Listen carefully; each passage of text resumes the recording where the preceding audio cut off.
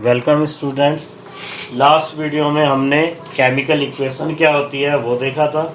उसके हमने कुछ एग्जांपल समझे थे और characteristics of a chemical reaction देखे थे कि हम कैसे आइडेंटिफाई कर सकते हैं कि कहीं पे केमिकल रिएक्शन परफॉर्म हुआ है कि नहीं हुआ है। तो उसका मेन जो था न्यू सब्सटेंस फॉर्म होना ज़रूरी है और उसके बाद हमने 4 कैरेक्टरिस्टिक्स देख लिए थे। तो ऐसा भी आप नहीं सोचना कि कहीं पे भी केमिकल रिएक्शन होगा तो वो चारों कैरेक्टर्स अपीयर होने चाहिए, दिखने चाहिए। और ऐसा भी नहीं सोचिएगा कि कोई एक ही कैरेक्टर अपीयर होगा। कई रिएक्शंस ऐसे होते हैं जिसमें हमें 2 कैरेक्टरिस्टिक्स या 3 कैरेक्टरिस्टिक्स भी ऑब्जर्व होते हैं। तो वो हमने characteristics of a chemical reactions देख लिया। अब लास्ट जो हमने देखा था वो था चेंज इन टेम्परेचर। तो मैंने कहा था चेंज इन टेम्परेचर तो रिएक्टेंट की जो है वो टेम्परेचर कम होगी और प्रोडक्ट की टेम्परेचर बढ़ जाएगी, या रिएक्टेंट की ज़्यादा होगी और प्रोडक्ट की कम हो जाएगी। तो जो टेम्परेचर में चेंज आता है वो मेन किसके कारण आता है?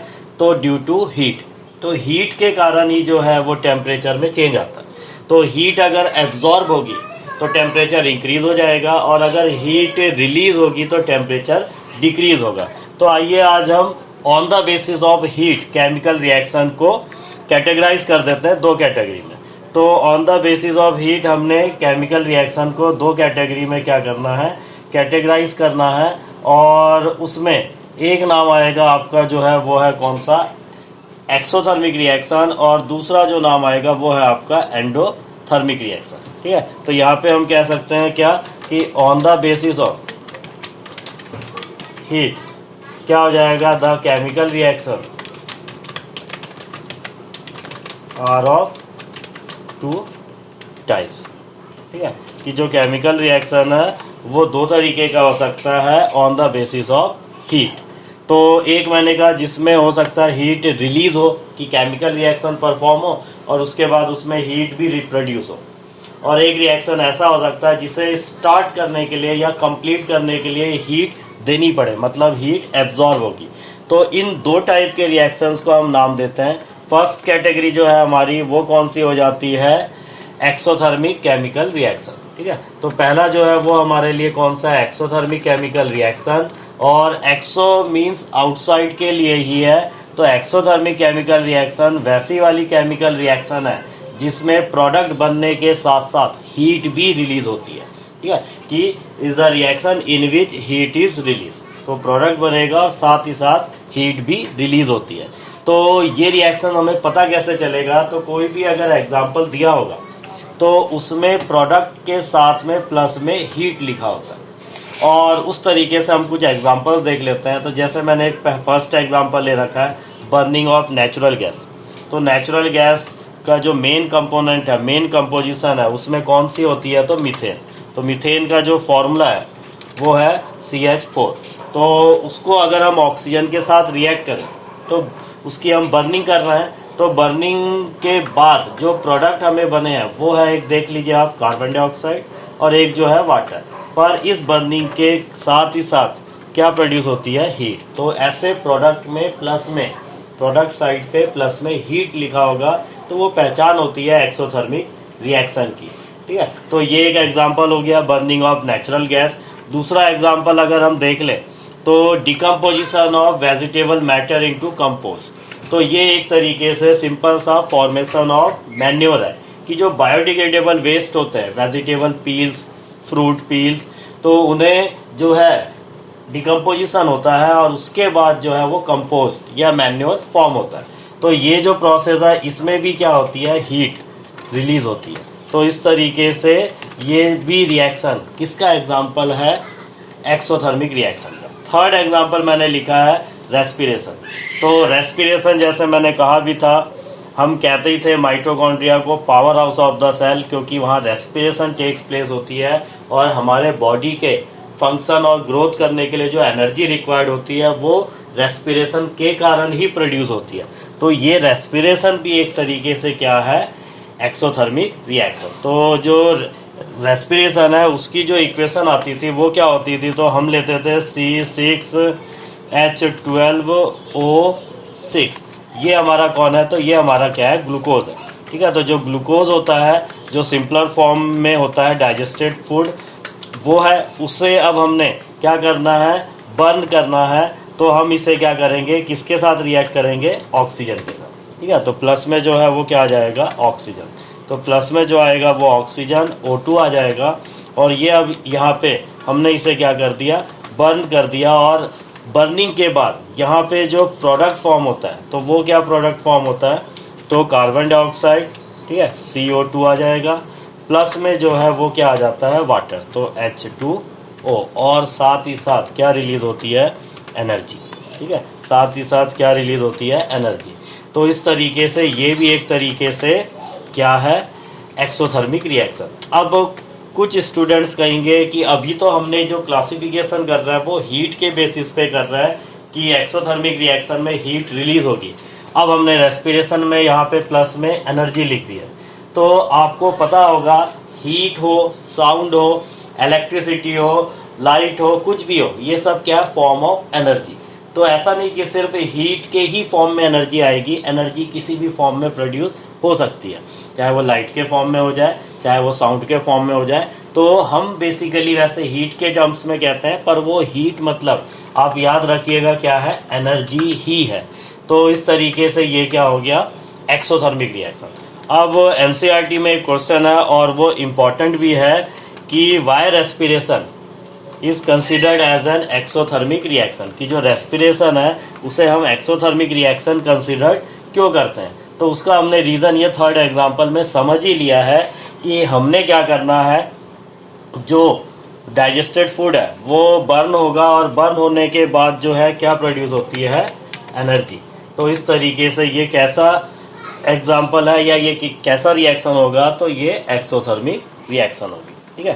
तो इस तरीके से हमारा ये क्वेश्चन भी देख लीजिए आप, क्वेश्चन और मैंने आंसर भी यहाँ पे दे रखा है कि why respiration is an exothermic process, ठीक है। तो आप इसे रीड कर लेना, मैंने समझा दिया है कि इसमें रेस्पिरेशन में भी डाइजेस्टेड फूड बर्न होते हैं और एनर्जी रिलीज होती है, इस कारण से ये जो है क्या है, एक्सोथर्मिक रिएक्शन, ठीक है। तो ये इसका आंसर है, ठीक है। अब ये आंसर हो गया और आंसर में मैंने रिएक्शन भी लिख के दिया हुआ है, ठीक है। अब हमने एक टाइप तो देख लिया एक्सोथर्मिक रिएक्शन। अब जो हीट के बेसिस पे सेकेंड टाइप है वो कौन सा होता है, तो एंडोथर्मिक रिएक्शन। तो एंडोथर्मिक, एंडो वर्ड का मीनिंग ही इनसाइड है या इनटू है। तो यहाँ पे एंडोथर्मिक रिएक्शन वैसी वाली रिएक्शन होगी जिसमें क्या होगी, एनर्जी या हीट क्या होगी, एब्जॉर्ब। कि रिएक्टेंट हमने ले लिया, लेकिन रिएक्टेंट से हमने क्या बनाना है, प्रोडक्ट। तो वो रिएक्टेंट से प्रोडक्ट तभी बनेगा जब हम उस रिएक्टेंट को हीट या एनर्जी देंगे। तो वो रिएक्टेंट उस हीट या एनर्जी को एब्जॉर्ब करेगा और तब जाके प्रोडक्ट फॉर्म करेगा। तो उस हिसाब से वो रिएक्शन क्या हो जाती है, एंडोथर्मिक रिएक्शन। तो एंडोथर्मिक रिएक्शन हमारा वैसी रिएक्शन है जिसमें reactant is converted into product only when it absorb the heat, ठीक है। अब आइए इसके एग्जांपल देख लेते हैं। तो पहला एक एग्जांपल मैंने लिया है CaCO3, ठीक है। तो ये जो एक केमिकल है इसका नाम क्या होता है, कैल्शियम कार्बोनेट, ठीक है। इसका जो नाम है वो है कैल्शियम कार्बोनेट। तो ये हमने कैल्शियम कार्बोनेट लिया और इस कैल्शियम कार्बोनेट की अगर हम बात करें तो इसको हमने डिकम्पोज करना है, तोड़ना है, और तब जाके हमने यहाँ पे क्या प्रोडक्ट मिला, तो कैल्शियम ऑक्साइड और कार्बन डाइऑक्साइड। तो ये कैल्शियम कार्बोनेट अपने आप नहीं टूटेगा, इसे जब हम क्या देंगे, हीट, तब जाके ये प्रोडक्ट में कन्वर्ट होता है।